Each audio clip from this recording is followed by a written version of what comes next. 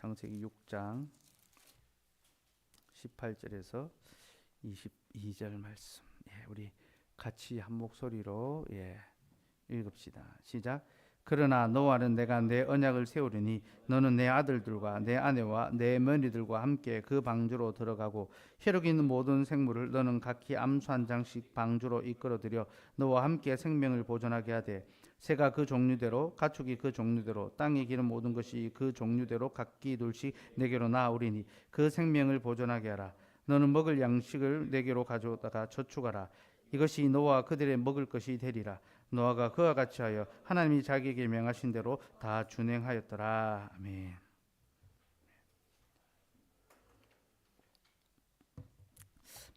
창세기 6장에서 성경에서 처음으로 은혜라는 말과 언약이라는 말이 나옵니다. 그러니까 성경은 은혜와 언약의 책이라 할 수 있는데요. 오늘 읽은 이 본문 창세기 6장 바로 여기서 은혜와 언약이라는 말이 처음으로 등장합니다. 그러니까 본격적으로 하나님의 구속 역사가 시작되는 바로 그 현장이 노아 홍수 심판과 노아의 구원, 바로 그 이야기다라고 우리가 이제 좀 이해할 수 있고요. 은혜라는 말은 긍휼, 자비입니다. 하나님께서 긍휼을 베푸시고 자비를 베푸신 것. 그러니까 자격 없는 자들에게 주신 것. 그 이 은혜라는 말을 라틴어로 이제 그라티아라고 하는데요. 이 그라티아라는 말이 거저받는다라는 뜻입니다. 거저받는다. 너무나 귀한 것이어서 우리가 살 수 없어서 거저받는 것. 그게 은혜입니다. 긍휼과 자비를 베푸시는 거죠. 갚을 자격 없는, 살 능력 없는 자들에게 긍휼과 자비를 베푸. 이게 은혜인데요. 그리고 언약이란 말은 히브리어로 베리트라고 하는데요. 결속하다, 묶는다. 이제 무엇과 함께 같이 묶고 결속한다. 이제 그런 뜻입니다. 그래서 언약을 생각하면 하나님이 자신과 우리를 묶어버리시는 거, 하나로 묶어버린 거. 이 결혼이 이제 인간의 가장 중요한 언약이잖아요, 그렇죠? 이 결혼이 뭡니까? 서로가 서로에게 묶이는 겁니다, 그렇죠? 아내가 신랑에게 묶이는 거고, 신랑이 아내에게 묶이는 거, 이 결속, 묶어버린 거다. 그게 언약입니다. 그러니까 하나님께서 너와 언약, 우리와 언약을 맺으셨다 할 때에 우리와 자기를 하나로 묶어버리십니다. 한 몸 되게 이제 일심동체가 되게 이제 하신 거죠. 근데 이 묶는다, 언약을 세운다 할 때 이 언약에 그 사용된 언약을 세운다 할 때 사용된 전지사가 동등한 관계에서 사용되는 전지사입니다. 곧 하나님이 자신과 우리를 차별하지 않고 동등되게 여기셨다는 겁니다. 그러니까 우리 하나님은 차별하는 분이 아닙니다. 진짜 차별금지법의 원조는 하나님이십니다. 인간의 차별금지법은 이상한 법입니다. 오히려 의로운 것, 하나님 정하신 질서를 차별하는 게 인간의 차별금지법이에요. 그러니까 악법이죠, 그렇죠? 하나님 정하신 질서는 우리를 안전하게 보호하는 울타리인데 그걸 뒤집어 자기 취향과 자기의 어떤 성향에 따라서 자기의 자유를 달라고 이야기하는 거죠. 이거는 차별금지법이 아닙니다. 진짜 차별금지법은 하나님의 언약입니다. 하나님은 자신과 우리를 차별하지 않고 동등하게 여기셨습니다. 그러니까 남편과 아내 비유할 때 남편은 머리고 아내는 순종해야 된다, 순복해야 된다 하니까 마치 남녀를 막 유교 우리가 다 이제 그 신앙을 유교 거리라고 합니다. 유교 보이처럼 생각해서 이거 뭐 남존 여비 사상, 그 성경을 잘못 해석하는 겁니다. 성경은 절대로 그렇지 않습니다. 남편을 통하여 하나님의 어떤 그 영광을 보여주고 아내를 통해서 교회의 아름다움을 보여주는 거죠. 전혀 차별이 아닙니다. 도리어 하나님은 자기를 낮추십니다. 하나님이 우리와 동등되게 여긴다는 것은요, 우리를 높여준과 동시에 자기를 낮추신 겁니다. 자기를 낮추신 겁니다. 시편 113편 5절 6절 어제 우리 읽었던 본문, 여러분 성경 매일 잘 읽고 계시죠? 숙현 형제 잘 미뤘다가 다 읽고 하죠, 그죠? 시편 113편 5절 6절 어제 본문인데 읽으면서 오늘 이 말씀과 딱 연결이 돼서 같이 읽읍시다. 시작. 여호와 우리 하나님과 같은 이가 누구리요? 높은 곳에 앉으셨으나 스스로 낮추사 천지를 살피시고. 그는 가장 높이 계신 분인데 스스로 낮추셨습니다. 여러분, 이 스스로 낮추셨다, 이거는 우리는 할 수 없는 일입니다. 우리는 스스로 낮아지는 법이 없습니다. 우리는 그냥 미끄러지고 우리는 낮추어집니다. 그죠? 남이 우리를 끄집어 당기고. 그죠? 우리는 높아지려고 하지 우리는 스스로 낮아지는 자들이 아닙니다. 근데 우리 하나님은요, 스스로 자기를 낮추셨습니다. 천지를 살피십니다. 그는 가장 높이 계시지만 낮아지셨습니다. 근데 바로 그 다음 구절이 먼저, 7절이 뭔지 압니까? 가난한 자를 일으키시고 궁핍한 자를 거름더미에서 세우신다. 우리를 높여주신 거예요. 가난한 자, 거름더미에 있는 것이 바로 우리입니다. 비참한 가운데 거름더미, 땅의 티끌 가운데 살아간 게 우리잖아요. 그런 우리를 이렇게 세워주시는 거죠. 이게 언약입니다. 그는 낮아지셨고 그는 우리를 높여주셨고 우리와 동등하게 묶어버리시고, 한 사람이면 배하고 두 사람이 맞설 수 있고 세 겹줄은 끊어지지 않는다 했잖아요. 이 파묘에 나오더라고요. 파묘. 제가 이제 그 내려가기 전에 이제 막차 탔습니다. 제가 설교를 했는데 보긴 봐야 되겠다 했는데, 제가 그동안 설교 내용이 거의 다 나오더라고요. 우리는 뭐 흙을 먹고 사는 존재고, 우리는 죽어서 흙으로 돌아가고, 흙이 또 우리에게 생명을 주고, 흙이 우리의 근간이다. 이제 흙에 대한, 땅에 대한 이야기를 하던데, 거기 이제 그런, 한 사람이면 배하고 두 사람이면 맞서고 세 겹줄은 능히 끊어지지 않는다. 딱 그 전도서를 인용하더라고요. 그 세 겹줄이요, 하나님께서 우리를 묶어버리신 겁니다. 얼마나 놀랍습니까? 그게 언약입니다. 칭칭 묶어가지고, 하나님의 손에 붙들려가지고. 제가 예전에 이제 그런 비유를 많이 썼습니다. 쉽게 설교할 때, 이 종이 한 장인데, 이 종이 한 장은 너무나 쉽게 잘 찢어집니다. 그죠? 이 종이를 벽에 딱 붙지 못 찢습니다. 그죠? 벽을 깨트려야 종이가 찢어지죠. 우리는 너무나 비천하고 너무나 연약한 존재인데 하나님이 우리를 묶어버리신 거예요. 그 무엇도 우리를 그 사랑의 하나님 사랑에서 끊을 수가 없는 거죠. 그게 언약입니다. 언약. 그래서 여러분, 주일에 우리가 한 배 탔다 했잖아요. 우리는 한 배를 탔습니다. 근데 우리 그 꼬맹이들, 막내반 아이들이 주일에 한 배를 타가지고 주찬 형제 몸 위에 제가 그 사진 보고 너무 참 귀엽고 재밌어가지고 그 나은이가 그 대장하대요. 보니까 나은이가 대장하고 그 뒤에 지율이, 재빈이, 도원이, 손율이하고 어디 갔어? 서우하고 우리가 한 배를 탔다 했는데, 진짜 우리가 한 배를 탄 것은 하나님은 한 배 탔습니다. 기가 막힙니다, 여러분. 우리는 하나님과 한 배를 탔습니다. 그게 언약입니다. 묶어버리시는 거예요. 사랑하는 여러분, 우리는 하나님과 한 배를 탄 공동 운명체입니다. 이게 바로 하나님 우리의 언약을 맺으셨다는 바로 그런 의미고요. 그가 우리의 언약을 맺으셨기 때문에 그는 그 언약을 확실하게 이루실 겁니다. 우리는 지키지 못해도 그는 지키십니다. 그래서 여러분, 그 언약한다 이 말 안에요, 지킨다, 맹세한다라는 그런 뜻이 있습니다. 언약을 세운다 할 때 지킨다, 맹세한다는 그런 뜻도 있습니다. 민수기 23장 19절 말씀, 제가 원래도 이 구절을 참 좋아했는데요, 제가 창세기 6장을 보고 이 구절을 보니까 이게 창세기 6장 노아 홍수 심판이 간 하나님의 그 약속이구나, 그게 참 느껴지더라고요. 같이 읽읍시다. 시작. 하나님은 사람이 아니시니 거짓말을 하지 않으시고 인생이 아니시니 후회가 없으시다. 어찌 그 말씀하신 바를 행하지 아니하시, 하신 말씀을 실행하지 않으시라. 하나님이 인생들을 보니까 그 속에서부터 항상 악한 그 계획을 행하고, 이게 어려서부터 악하다라는 그 의미가 있어. 원에는 그러니까 어려서부터, 이 태어나면서부터 원죄를 가지고 태어난다는 거예요. 그래서 제가 말씀드렸습니다. 우리는 죄를 지어서 죄인 되는 게 아닙니다. 죄인으로 태어나기 때문에 죄를 짓는 겁니다. 갓난아기 때부터 죄를 짓습니다. 우리 주은 자매 그죠? 느꼈죠, 그죠? 예, 손율이 보면서 예. 우리는요 죄를 짓는 것을요 안 배우고 합니다. 안 배우면서 해요. 예. 동생이 태어나면요 꼬집습니다. 막. 그거 어린이집에서 배웁니까? 동생 타면 꼬집어주라고 그렇게 안 가르칩니다. 사랑해줘 하는데도 꼬집습니다. 그래 이제 엄마나 아빠가 가지고 야 너 동생 꼬집었자면은 안 했는데요. 거짓말입니다. 이거 배웁니까?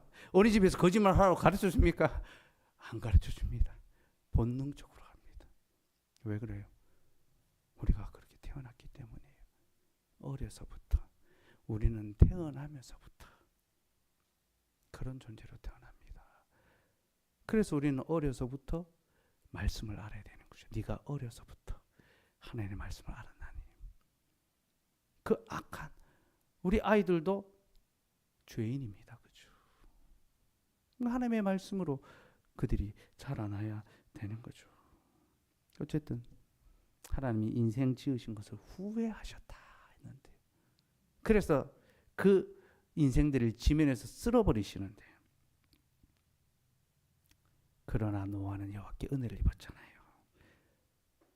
하나님 후회하셨다 했는데 다 쓸어버린다 했는데 왜 노아는 구원하셨는가? 민수기 23장 19절이 그 답인 거죠. 하나님은 사람이 아니시니 거짓말을 하지 않으시고 인생이 아니시니 후회가 없으시도다. 어찌 그 말씀하신 바를 행하지 않으시며 하신 말씀을 실행하지 않으시랴. 그는 후회하지 않습니다. 무엇을? 우리와 언약을 맺은 것을. 하나님이 노아와 언약을 맺으셨잖아요. 그죠? 그것을 후회하지 않으십니다. 그 말씀하신 바를 행하지 않으시고 그 말씀을 실행하지 않으시랴. 여기서 행한다, 실행한다 이게 언약을 세운다 그 단어입니다. 곧 우리와 언약을 맺으시고 그 맺으신 언약을 후회하지 않으시고 그 언약을 지키시고 행하신다. 이게 하나님이 우리와 언약을 세우셨다, 맺으셨다. 그래서 세우셨다라는 말은요 더 확실하게 하고 견고하게 하고 일으킨다 그런 뜻이 있습니다. 우리에게 주신 그 약속을 더 확실하게 너는 믿지 못하지만 나는 이렇게 행한다. 그리고 너는 실패했지만 이렇게 세우는 거죠. 다시 일어서라. 언약을 세운다는 게 그런 의미가 있습니다. 하나님은 자신의 그 약속을 반드시 실행하십니다. 갈라디아서 3장 15절 이것도 어제 읽었던 말씀입니다. 예. 같이 읽읍시다. 시작. 형제들아 내가 사람의 예대로 말하느니 사람의 언약이라도 정한 후에는 아무도 패하거나 더하거나 하지 못하느니라. 사람의 언약도 정한 후에는 패하거나 더하지 못합니다. 계약 딱 찍고 나면요 함부로 못합니다. 그러니까 여러분 결혼한 다음에는 물리지 못합니다. 결혼하기 전에 확실하게 잘 생각하셔야 됩니다. 결혼을 준비하고 있는 분들 사람의 언약이라도 정한 후에는 패하거나 더하지 못합니다. 그런데 하나님의 언약 어찌 패하겠습니까? 어찌 어기시겠습니까? 우리는 하나님과 한 배를 탔습니다. 여러분 하나님과 묶였습니다. 그것을 기억하십시오. 둘째, 우리는 다스립니다. 창세기 6장 19절 20절 19절 20절 같이 읽읍시다. 시작. 혈육이 있는 모든 생물을 너는 각기 암수한 상식 방주로 이끌어들여 너와 함께 생명을 보존하게 하되 새가 그 종류대로 가축이 그 종류대로 땅에 기는 모든 것이 그 종류대로 각기 둘씩 내게로 나오리니 그 생명을 보존하게 하라. 하나님께서 세상을 멸하시는데 그 가운데도 보존해 주십니다. 그리고 누구를 통해 보존하십니까? 노아 방주를 통해서. 이것은 교회의 기능이 무엇인지 보여줍니다. 여러분 주일에도 말씀드렸지만요. 교회는 믿는 자들을 위해서만 존재하는 기관이 아닙니다. 믿지 않는 자들, 곧 온 세상을 향하여 존재하는 기관이 교회입니다. 여러분 소돔과 고모라가 심판받을 때 그들의 죄악 때문에 심판받았습니까? 물론 그들이 죄악 때문에 심판받았죠. 그러나 하나님이 그들을 심판하기로 작정하신 것은요. 그 성에 의인 10명이 없었기 때문입니다. 의인 10명. 교회입니다. 여러분 노아 홍수 때 하나님께서 자신의 교회를 보존하셨잖아요. 사람의 눈에 비록 보이지 않는 것처럼 약하고 작지만 하나님의 교회를 보존하셨다. 몇 명? 8명. 부활의 숫자 8명. 최소한의 이 교회의 숫자였습니다. 그리고 소돔 고모라에 의인 10명을 하나님 찾으십니다. 교회의 숫자입니다. 왜 10명인가? 10은 완전의 숫자입니다. 한 교회, 완전한 교회, 주님의 그 보편 교회가 거기 있었다면 소돔 고모라는 멸망당하지 않았을 것입니다. 나 거기 10명이 없었습니다. 롯 그리고 그 딸 2명만, 그 아내도 뒤를 돌아봐서 소금 기둥이 돼버리죠. 그죠? 근데 이 2딸도 사실은 온전한 신앙이라 할 수 없었습니다. 노아의 식구 중에는 하나가 가라지였습니다. 그죠? 셈, 함, 야벳 중에 함이 가라지였잖아요. 근데 롯의 교회는요, 다 가라지입니다. 롯 하나, 롯은 구원받았다고 분명히 나옵니다. 신약에. 롯 하나였습니다. 참된 교회가 다 사라져버린 거죠. 그 땅에 교회가 사라지니 그 땅에 하나님의 심판이 임하는 거죠. 여러분, 교회는 이 땅을 살리는 정말로 이 구원의 공동체입니다. 보존시키는 공동체입니다. 우리는 이것을 알아야 됩니다. 그러니까 우리가 주일에 예배하러 가는 게요. 여러분 직장 사람들, 여러분 뭐 이웃들을 살리는 과정이에요. 그 좀 당당하게 좀 그런 마음을 교회 가는 거, 뭐 예배드리러 가는 걸 막 위축되고 그렇게 좀 안 했으면 좋겠습니다. 제가 군대에 있을 때 저희 소대원들한테 교회 갈 때마다 내가 교회 가서 여러분들께서 기도하고 있다. 여러분들이 군생활 잘 할 수 있도록, 잘 제대할 수 있도록, 휴가 안 끊기고 잘 갈 수 있도록 기도하고 있다. 그 새벽에도 기도했거든요. 근무하는 불침번 서는 사람들한테 꼭 5시에 깨워라. 내 기도하겠다. 그 진짜 막 열심히 깨워주더라고요.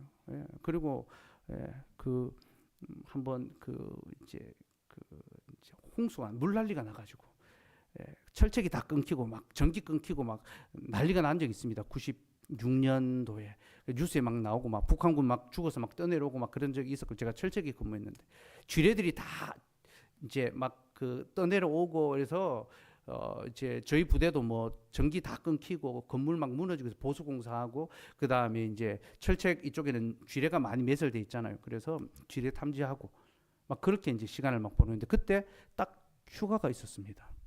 제가 휴가가 있었어요.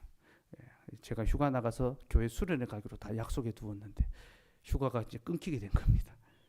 제가 이제 저희 이제 휴가 가는 이제 부대원들한테 이제 휴가 갈 거다 걱정하지 마라.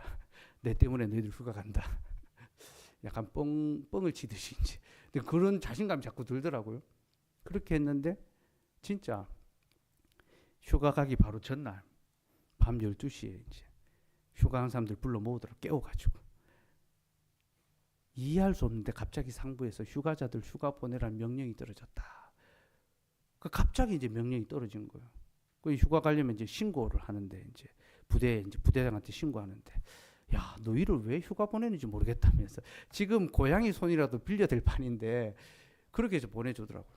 그러면서 휴가 나오면서 남은 부대원들이 다 우리를 부러워하고 막 마치 이제 배신자 같은 그렇게 해서 이제 휴가를 나왔어요. 나오면서 내가 기도했기 때문에 다 휴가 나온 것. 물론 이걸 이렇게 어거지로 맞출 수는 없지만, 근데 제가 그렇게 한마디 한마디 하는 것을 굉장히 진지하게 받아들이더라고요. 제가 우리 부대원들을 위해서, 우리 부대를 위해서 기도하고 있다는 것이 그들에게도 굉장히 힘이 되고 위로가 되는. 그래서 이제 군대에서 한 번씩 뭐 전체 대대가 모여서 행사하고 막 그럴 때가 있는데, 명절이 되면 같이 모이고 하는데, 그럴 때 대대장이 갑자기 저한테 이제 우리 대대를 위해서 기도해 달라고 막 같이 기도해주고, 그때 저희 부대에 같이 있었던 장교분이 아직도 한 번씩 저한테 연락이 오는 분이 있어요. 우리 사촌 형님이 육사를 나와가지고 그 육사 선배인데, 제가 그냥 장교들 입장에서 저는 뭐 지나가는 이 사병에 불과한데요. 저를 기억하고 있더라고요. 저희 사촌 형을 만났는데 제 이야기를 해가지고 얼마 전에도 한번 연락이 됐어요. 명절에 이제 연락하는데 자기가 그 고참과 같이 지금은 이제 그 별 달아야 되는데 별을 못 달고 대령에서 이제 예편해 가지고 예비군 대령 하고 있다면서 자고 이제 전화 바꿔주면서 네가 좀 기도해 드리라면서 그래서 위로해주고 기도해주고 그랬었습니다. 여러분, 정말로 우리의 예배가, 우리의 기도가 세상을 살리는, 세상을 보존하는 하나님의 그 은혜의 방편이라는 것을 우리가 알아야 됩니다. 우리가 믿어야 됩니다.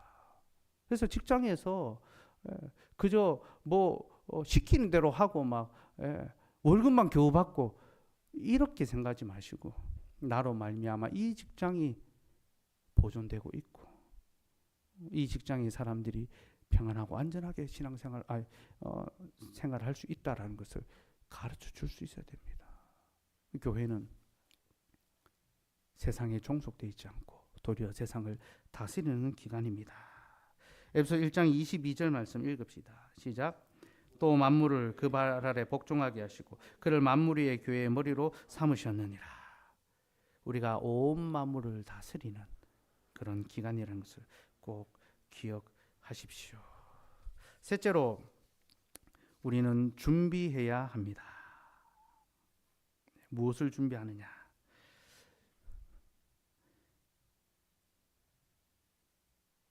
21절 같이 읽읍시다. 시작. 너는 먹을 모든 양식을 내게로 가져다가 저축하라. 이것이 너와 그들의 먹을 것이 되리라. 하나님께서 노아를 통하여, 방주를 통하여 이 땅의 생명 동물들을 보존해 주시고 또 살아남을 수 있게 하셨는데, 그 생물들이 먹을 양식을 노아에게 준비하게 하셨습니다.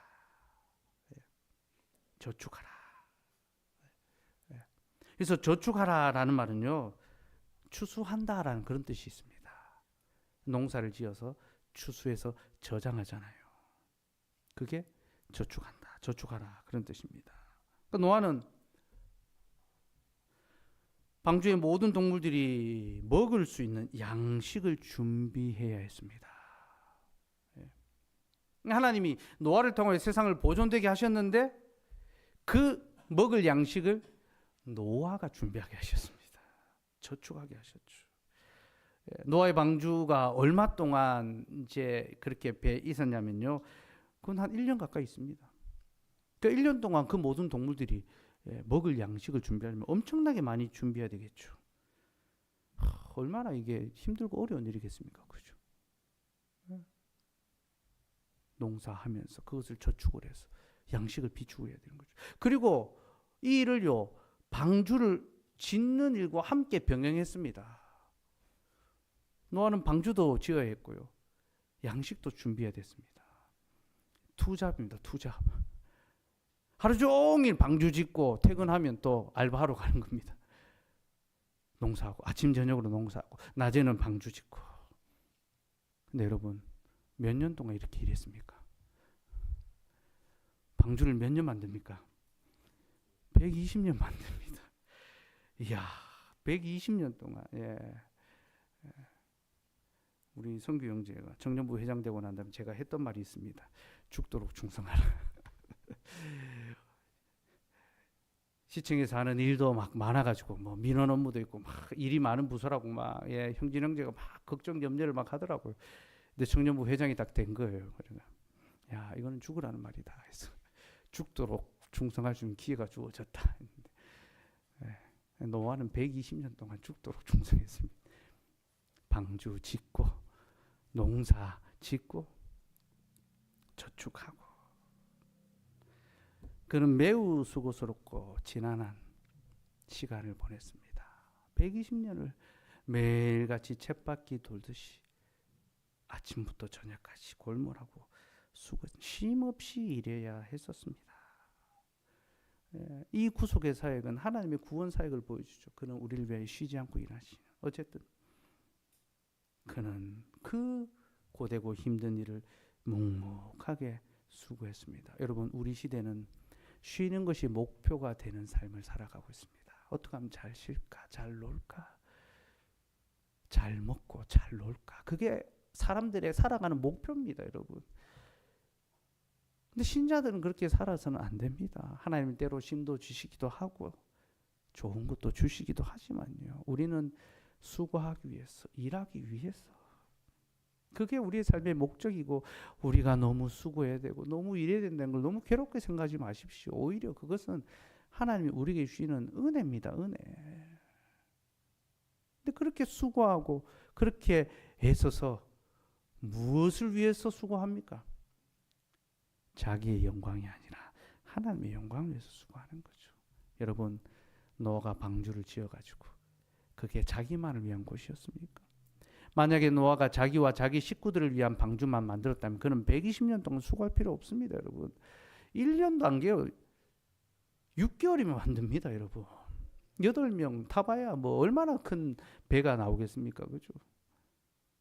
그는 온 세상을 구원할, 실제로 이 노아 방주 안에 모든 생물들 이제 암수 한 상씩 이렇게 이제 보내잖아요. 들여 보내잖아요. 그죠? 그 실을 수 있는 크기가 된답니다. 이게 축구장 몇 개 크기를 하잖아요. 그죠? 그 큰 방주를 만드는데 그는 순종했습니다. 하나님, 내가 우리 식구 잘 먹고 잘 살라고 내가 이 고생 해야 됩니까? 그럴 수 있잖아요. 우리 같으면 그랬을 겁니다, 여러분. 우리 식구 잘 먹고 잘 사는 것만 해도 충분한데 내가 뭐 하려고 그렇게 고생하는가 싶을 때가 있습니다. 노아가 자기 식구 먹을 양식만 준비했다면 이렇게 오래 수고하며 저축해야 됐습니까? 아닙니다. 즐기며 살아도 됩니다. 마음껏 먹고 마시고 취해도 됩니다. 오늘 내가 풍족하였으니 많은 열매를 얻었으니 내가 파티하자. 마음껏 즐기자. 그럴 수 있었습니다. 내가 번 거 내 마음대로 쓰자 할 수 있었습니다. 그러나 노아는 그러지 않았습니다. 자기에게 속한 모든 생명을 먹일 수 있는 양식. 그래서 덜 먹고 덜 쓰고 더 노력했던 겁니다. 우리는 이 모든 것이 하나님의 영광을 위한 수고라는 것을 분명히 알아야 됩니다. 여러분, 여러분의 수고가 무엇을 위한 것인지 잘 기억하십시오. 자기를 위한 것입니까? 하나님의 영광을 위한 것입니까? 여러분, 하나님의 영광을 위해 수고하십시오. 우리가 하나님의 영광을 위해 수고하기 때문에 우리는 기도하기 위하여 우리의 수고를 쉴 수 있어야 합니다. 한 주간을 살아가면서 하나님께 기도할 시간조차 내기 어려울 정도로 바쁘다. 무엇을 위한 바쁨인지 돌아봐야 됩니다. 우리 하나님 그런 바쁨 결코 기뻐하지 않으십니다. 노아는 하나님의 말씀에 순종하고 하나님의 영광을 위하여 그 모든 것을 행하였습니다. 22절 말씀 같이 읽읍시다. 시작. 노아가 그와 같이 하여 하나님이 자기에게 명하신 대로 다 준행하였더라. 하나님이 말씀하신 대로 준행했다라고 하죠. 근데 원어에는요, 행한다라는 말이 2번 나오는데 이게 시작과 끝에 딱 나옵니다. 그래서 직역을 하면요, 행하였다. 노아가 하나님이 자기에게 명하신 대로 다 행하였다. 2번의 행함이 딱 이 노아의 생애를 딱 감싸고 있습니다. 곧 그가 하나님의 명하신 것을 분명하게 행하였다라는 거죠. 하나님이 그에게 명하신 것은 그의 가정만을 위한 것이 아니라 하나님의 나라, 교회를 위한 것이죠. 너는 교회를 위하여, 나의 집을 위하여 수고하라. 노아는 바로 그 일에 순종하고 또 순종했던 것입니다. 그러므로 여러분, 우리도 그러해야 합니다. 우리 역시 하나님의 집인 교회를 세우는 일에 헌신할 수 있어야 합니다. 그리고 주께서 우리에게 말씀하십니다. 너는 주의 교회를 세우기 위하여 저축하라. 주의 권속들과 주의 교회가 든든히 서갈 수 있도록 우리는 양식을 준비하고 저축할 수 있어야 합니다. 여러분, 이것이 우리를 향한 하나님의 기쁘신 뜻입니다. 하나님의 명령입니다. 우리가 그와 같이 하여 하나님이 우리에게 명하신 대로 다 준행하였더라. 이렇게 우리의 인생에 기록될 수 있으면 좋겠습니다.